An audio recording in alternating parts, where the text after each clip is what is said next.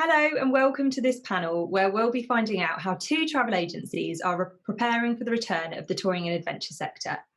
This is one of many discussions and events taking place as part of TTG's Return to Touring and Adventure Festival. I'm Abra Dunsby, Features Editor at TTG, and I'm delighted to be joined by Nikki Tempest-Mitchell, Sales and Marketing Director at Barhead Travel, and Rob Kenton, Managing Director at Triangle Travel. Both agencies were finalists in this year's TTG Top 50 Travel Agencies. So hello, Nikki and Rob. Thanks so much for joining us today. Morning. Hi. Just a heads up to all those watching that this session will be followed by a 5-minute Q&A. So please do put your questions to Nikki and Rob by using the chat function, and I'll ask them to our panelists after the session has ended.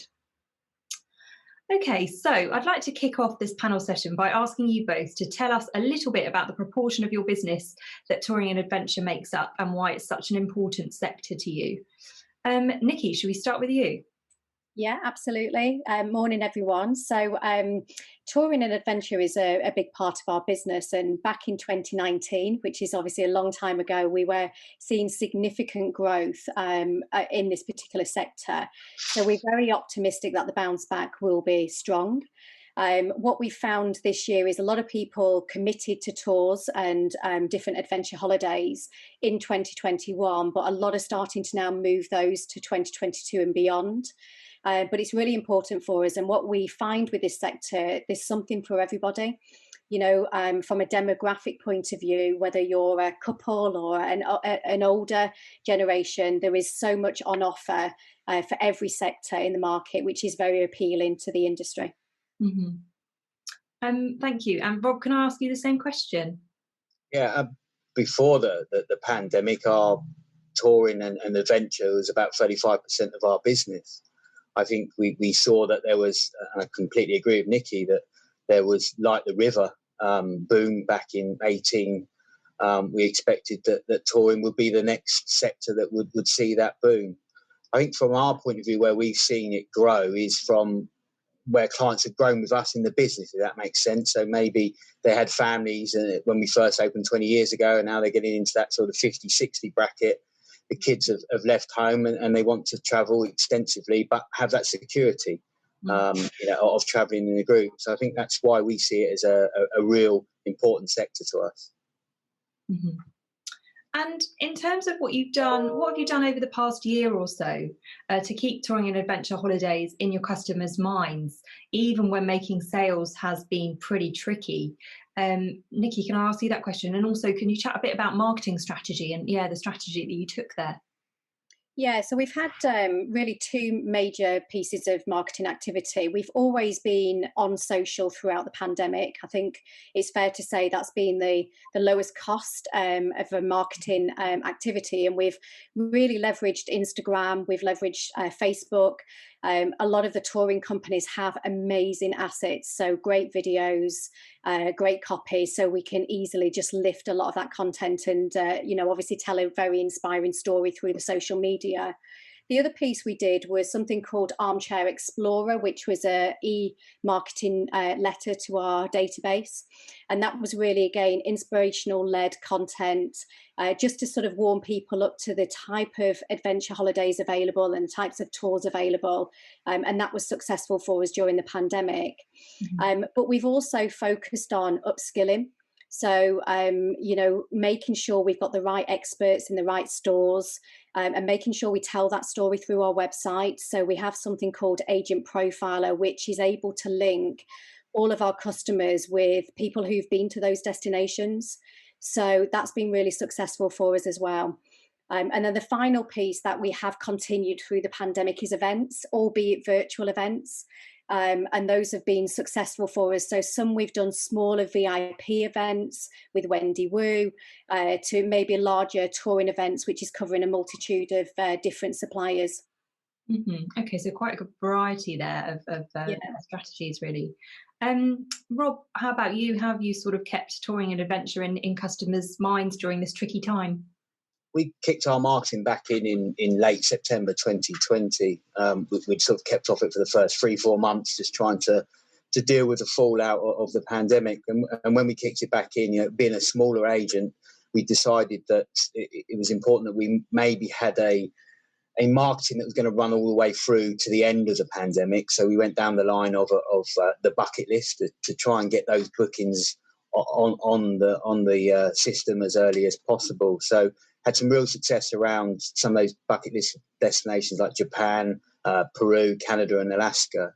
What we did slightly differently is that we got together with some of those touring companies and asked them to bring the destination to life via Zoom. So fortnightly, we've been running discussions with our clients via Zoom, but trying to bring the destination to life and then send out a tour afterwards via email marketing. So I think if they get an insight into the country, the tour sells itself. I think from a touring point of view, it's a great product to be able to sell because it's all wrapped up in one, and the price is pretty static. So you haven't got to worry about it changing over a period of time. And it's done really well. We're getting about 40, 50 clients on per event and sales out of it. So we will continue going down that line. Fantastic. What sort of destinations have you sort of focused on then from a touring point of view with those events? Japan is strong. It gets a lot of people to attend. Peru with Machu Picchu. Again, Canada and Alaska, I think that sells itself. Everybody wants to do the Rocky Mountaineer and get onto Alaska. Those are the strong ones, which bring in a lot of people into the talks. We've actually got one on Thursday night as well, which is going back over Japan again. Fantastic. And then in terms of sort of education for staff and training your staff through the pandemic, how have you focused on that to ensure that they're ready for the restart of the sector? Yeah, Nikki, you mentioned a bit of that already, but yeah, would you like to sort of tell us a bit more about that? Yeah, so during the pandemic, our training team has still been working, and they've done a fantastic job at pulling together a mix of training. Some of it has been around destination. We've also had what the top tours, so everyone feels confident on, similar to the destinations Rob's mentioned. Those have been our popular destinations well. So we continued with destinational training. We've also looked at some ambassadors. So in some of our key locations, we've actually trained one person quite intensely. So we did some supplier trainings around sustainability, again, what the top selling tours will be. And we've done this through our Learning Labs, which is our online portal. So there's been lots of videos people can watch. I've also had tour operators join calls. So we've had, with the Wendy Wu event as an example I've used, Japan was our main destination we're going after. So what we made sure is everybody was trained on that destination and that tour. So training has always been on, which is, being a good thing, I think, through the pandemic. And like you said, we're hoping for this real significant bounce back.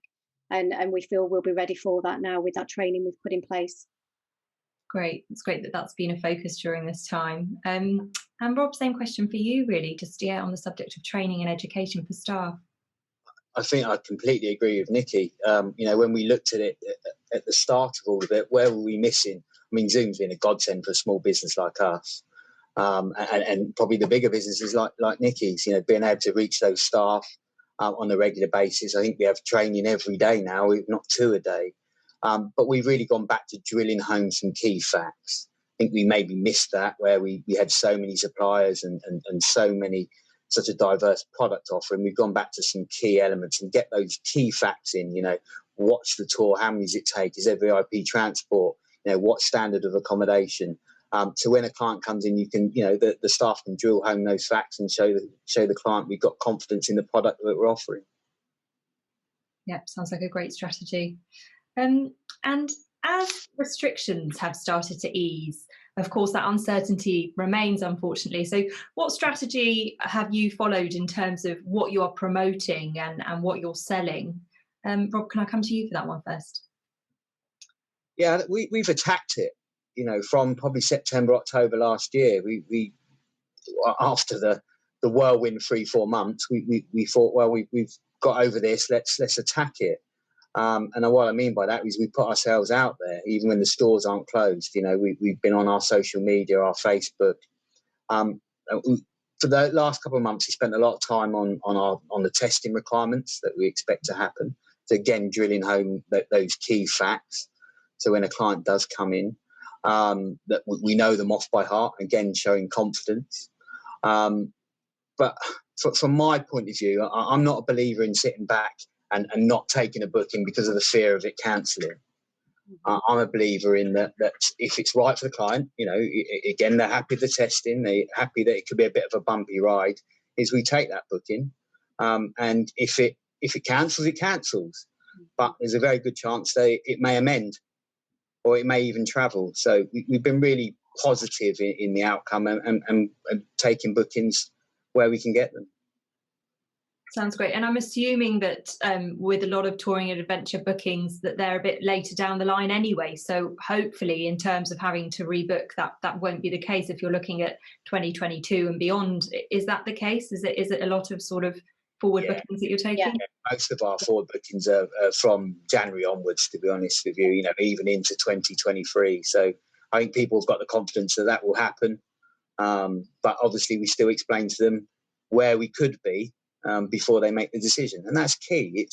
We've got to have an adult conversation with people and say, this is what the worst scenario is. And I think if they've got the facts, then they can make the decision themselves. And then we help facilitate them. I really don't want to sit back and say, no, it's a closed shop, we're hibernating until it's over. We really want to be positive about it. Great stuff. And Nikki, same question to you really. Has that strategy changed as restrictions have started to ease, and how are you sort of reassuring customers? So similar to what Rob has just said, we've had to keep our team really informed of the latest government announcements and what does that mean, particularly for the touring sector. We are doing a lot of, early business, so people are definitely booking for 2022 and beyond. But what we are finding is when we make those reservations, we're very transparent. We're very similar to what Rob has said. We have an adult conversation with the customers to say, at the moment, this is the intentions for the tour to be going ahead. But if it doesn't, this is the flexibility we can offer you. And everyone is obviously not going into making a booking, blindsided. They know exactly what it entails. So what we found is we've seen obviously a growth in family touring. So what we have definitely seen, that's a bit of a shift to what we've seen before. So they like the idea of traveling in their own bubble.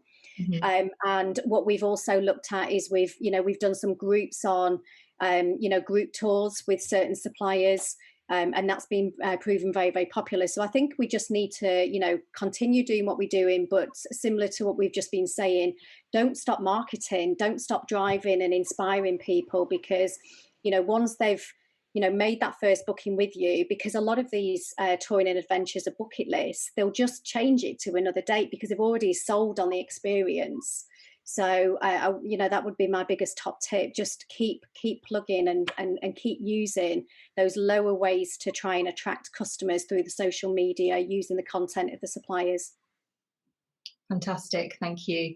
And just on that subject, you mentioned trends briefly there, and that family touring is on the up.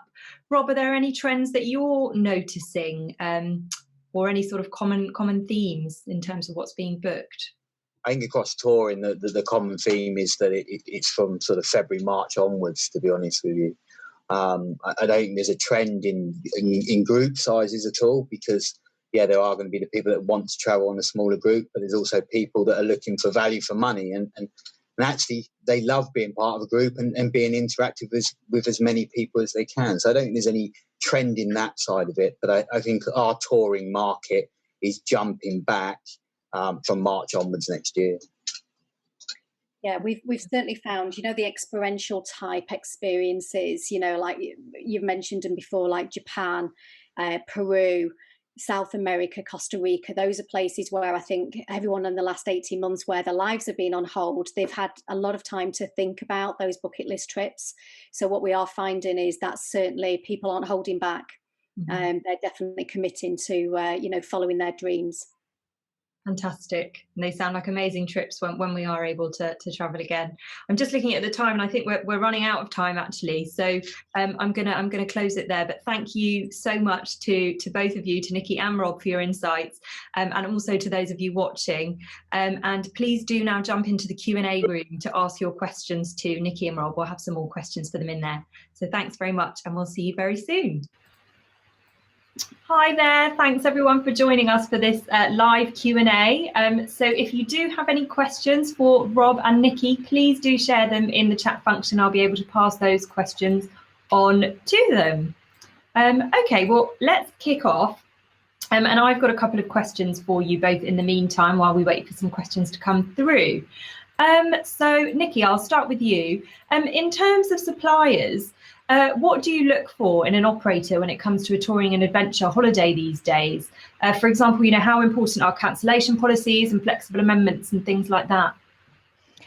Yeah, I think very good question that. We have found that really this year flexibility has been, one of our primary decisions of, what we need to make sure that every supplier is offering our customers. I think, more so over the last 18 months, people need peace of mind that when they are booking, a touring holiday or an adventure holiday, that they need that peace of mind that they can change should A, it be cancelled, or B, that they personally don't want to travel. So it's really important. So one of the things that we have done is our relationships with our suppliers have always been incredibly strong. Previously, we've looked at many different things as to, which suppliers we work with, health and safety protocols, financial checks, but flexibility has definitely been one of the things that's been heightened over the last 18 months. Okay, fantastic. Thanks, Nikki. I'm going to ask you the same question, Rob. So in terms of suppliers, how important is flexibility, and has that kind of changed who you're working with right now? No, I think it's the key at the moment for people to be able to confirm those bookings. They need to have that flexibility and understand that if anything changes at short notice, they can easily amend the bookings. I think all our suppliers that we have used have been very responsible throughout all of this, and with those flexible amendments in place, it makes it easier to sell. Hopefully, we'll get somewhere. Great stuff. Thank you. And we've had a question in here from Natalie. Let me just get it up. She said, how has airline choice changed since COVID? Nikki, can I ask you that one first? Yeah, of course. Probably the only change we've seen from an airline is we've just been really careful as to the airline rules that we're booking. So just making sure that the tickets that we're booking for the customers allow them to be flexible. That's probably the significant change we have seen. Not really noticed a significant change in the airlines we're using. It's just more about the ticket rules that we're booking. That makes sense. Rob, anything to add there? I think the consumer has maybe been burnt by certain airlines in relation to refunds or heard stories around that. So we are seeing clients that maybe come in with preferences to airlines or who they don't want to use. Again, I really agree with what Nikki said, that we're now looking more at the IT rates. And maybe previously we wouldn't have envisaged talking about it, but we're speaking to our suppliers and making sure they're using those IT rates, so we know there's a flexibility there and to secure a lower deposit.